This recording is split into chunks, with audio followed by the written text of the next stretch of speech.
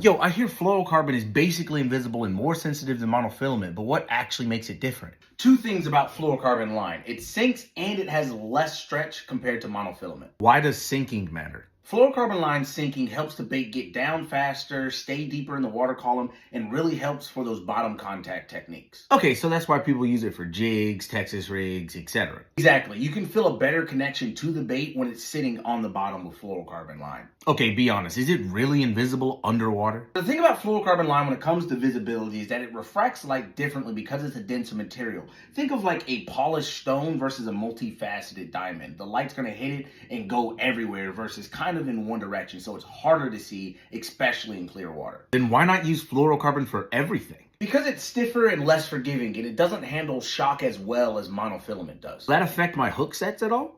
Yes, it will affect your hook sets. You'll get a solid hook penetration, but if you pair it with a rod that compensates for it having less give, it is fantastic. So it's more sensitive than monofilament, but how does that compare to braided line? Braided line is going to be more sensitive than fluorocarbon line, but what you give up in sensitivity, you gain in stealth and a little bit more forgiving because it has a little bit of stretch, and I think that's a good trade-off. Okay, so I like to fish rocks and cover and sticks. What about abrasion resistance? In my experience, fluorocarbon line handles rocks and wood much better than braid does, and that gives it a big advantage when I'm fishing those type of conditions.